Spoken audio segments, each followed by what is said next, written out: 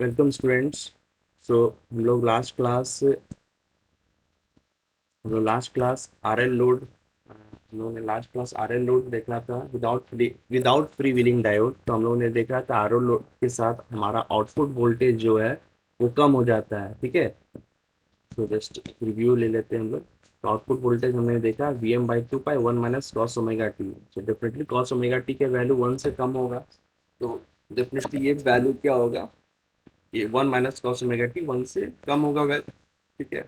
तो are load की तुलना में आर एल लोड के आर एल लोड में वेवफॉर्म मुझे कम मिलता है, आउटपुट वोल्टेज कम मिलेगा, तो डेफिनेटली पावर कन्वर्जन जो हुआ वो भी कम हो जाएगा। ठीक है, ये प्रॉब्लम था मेरा आर एल लोड के साथ। सो अभी हम लोग देखेंगे कि इस ये जो प्रॉब्लम है इसको कैसे हम लोग एलिमिनेट करते हैं। सो हमने एक फ्री व्हीलिंग डायोड ले लिया। फ्री व्हीलिंग डायोड एक तरह का पावर डायोड है। ठीक है, जस्ट लाइक ये जो डायोड यहाँ पे यूज किए ना वैसे ही डायोड है ये। It is nothing different from that. ठीक है, और इस फ्री व्हीलिंग डायोड को हमने इस तरीके से इस फैशन में कनेक्ट कर लिया। अब इसका रीजन ये है कि देखिए हमें क्या था कि पाई से लेके बीटा के बीच में जो वोल्टेज नेगेटिव में जा रहा है उसे हटाना था।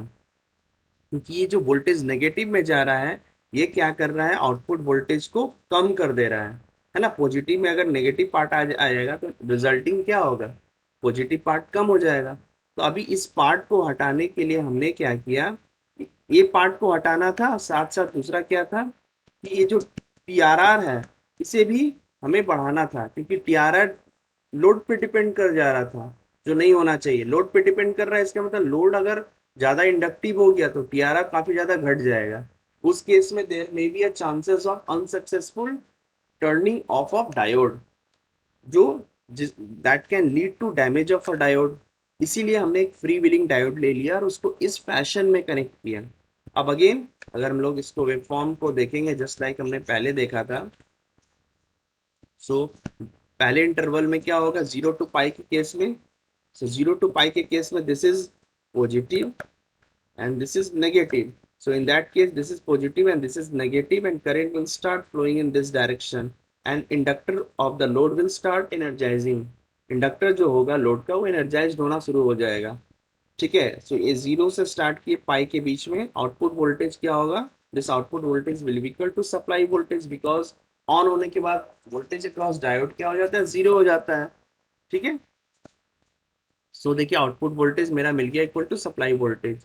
Now what about the output current, same output current, चूंकि इंडक्टिव लोड है तो करंट लैग करेगा थोड़ा, और current will start from 0 and it will come to this point, energised होते होते इस पॉइंट पर आएगा। ठीक है, voltage across the diode will be 0, just चूंकि वोल्टेज जस्ट इसलिए क्योंकि डायोड ऑन है तो उसके क्रॉस वोल्टेज ड्रॉप क्या होगा, 0 होगा। ठीक है, क्लियर। नाउ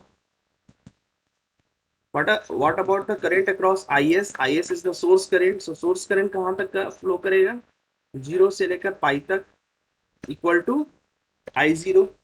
और फ्री व्हीलिंग डायोड के क्रॉस करंट क्या है, अभी 0 है, कंडक्ट नहीं कर रहा है ना, तो 0 है। ठीक है, यहाँ तक क्लियर होना चाहिए सभी को। नेक्स्ट हम लोग इसको देखते हैं। Yes, next what happens after pi to beta. So pi to beta के बीच में क्या होगा, तो देखिए ये बन गया अभी प्लस और ये बन गया माइनस।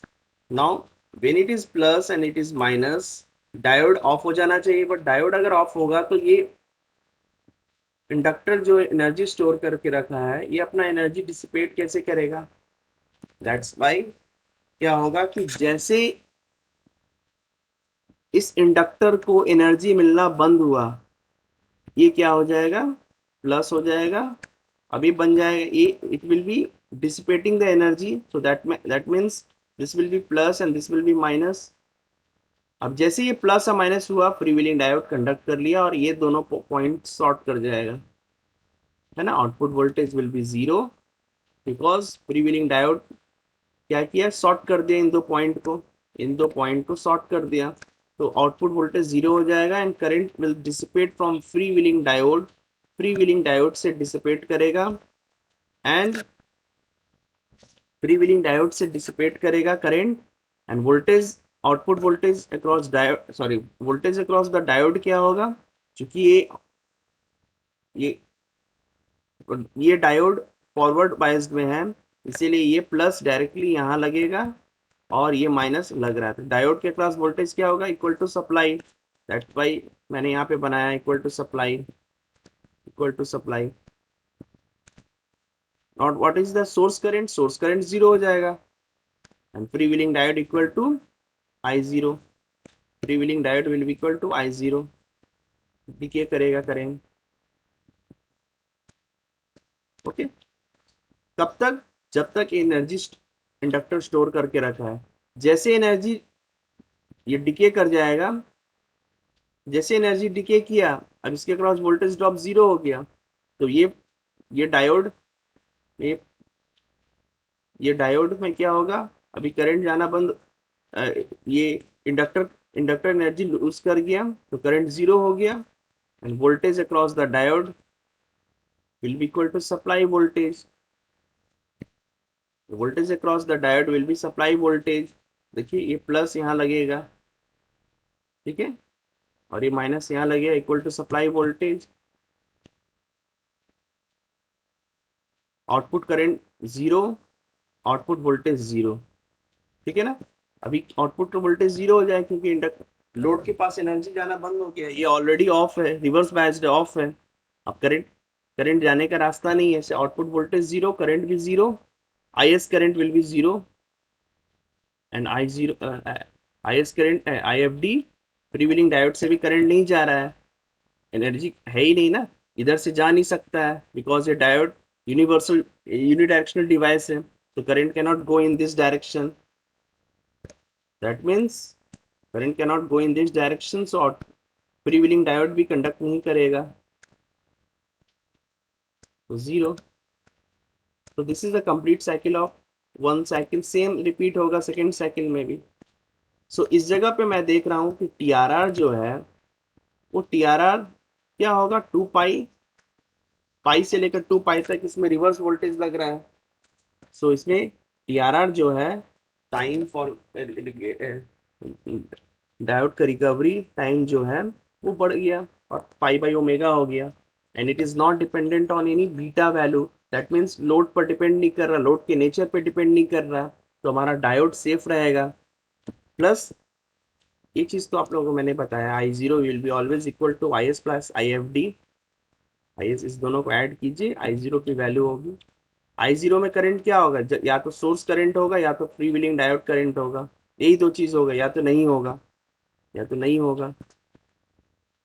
एवरेज आउटपुट वोल्टेज निकालेंगे तो सेम चीज है जैसे पहले मैंने एक्सप्लेन किया, one by two pi V zero की वैल्यू क्या है, इंटीग्रेशन जीरो टू पाई होगा, integration zero to pi, V zero की वैल्यू क्या है, यहाँ पे पाई होगा, नॉट पाई, क्योंकि पाई से टू पाई तक जीरो है आउटपुट वोल्टेज, और वी जीरो क्या है, V M sine omega T है, वी एम बाहर निकाल लिया, साइन ओमेगा टी का integration minus cos omega T, अभी पुट कीजिए minus cos omega, it will be plus one, और इधर minus zero, minus plus minus common लीजिए, इधर माइनस जीरो आया, it will be one value,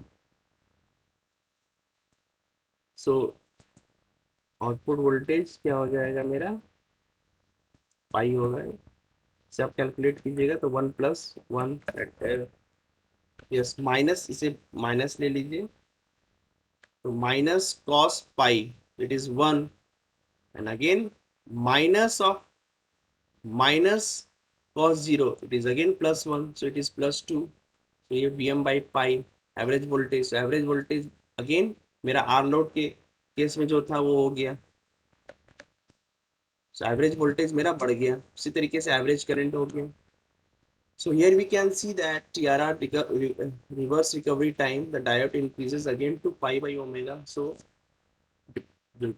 load पर के नेचर पे डिपेंड कर रहा था वो हट गया। और दिस इज वेरी इंपॉर्टेंट कि फ्री व्हीलिंग डायोड लगाने से क्या क्या फायदा हुआ। जैसे मैंने बताया फ्रीव्हीलिंग डायोड लगाने से आउटपुट वोल्टेज जो नेगेटिव में जा रहा था वो नहीं जा रहा है, इसलिए एवरेज वोल्टेज बढ़ गया। अब एवरेज वोल्टेज बढ़ेगा तो परफॉर्मेंस एफिशिएंसी भी इंक्रीज हो जाएगा। जो मैंने सेकेंड पॉइंट में देखा कि एनर्जी स्टोर इन इंडक्टर, जो एनर्जी स्टोर किया है इंडक्टर वो फ्री व्हीलिंग डायोड के थ्रू रजिस्टर में जा रहा है, पहले ऐसा नहीं था। ठीक है, इस वजह से क्या हो रहा है कि एफिशिएंसी इंक्रीज हो जाएगा। दूसरा, लोड करंट जो है, ये चीज थोड़ा और है, लोड करंट जो है ये पार्ट ये स्मूथ मिल रहा है, there is no rush. Diode diode को प्रोटेक्ट, ये डायोड देखिए स्टार्टिंग में क्या हो रहा था, ये प्लस हो रहा था माइनस हो रहा था जब ये फ्री व्हीलिंग नहीं डायोड था, तो ये करंट इधर से जा रहा था, तो ये जो करंट डिके हो रहा था डायोड के थ्रू, ये कर्व काफी फास्ट ऑपरेट करने की टेंडेंसी में थी। Obviously that depends on load, ये वैल्यू पे भी डिपेंड कर रहा था, पर there is a chance of diode और इंडक्टर के बीच में करंट रश कर रहा था। इंडक्टर जितना जैसे जैसे डिके करेगा डायोड के थ्रू भी वैसा करंट डिके करेगा। सो लोड परफॉर्मेंस जो है तीसरा जो पॉइंट है, तो there is no rush to decay the current across the diode very fast, that means load current smooth हो गया, इससे लोड परफॉर्मेंस बेहतर होगा। Okay, so this is the advantage of a freewheeling diode. This is very important advantage of freewheeling diode. Okay, thank you.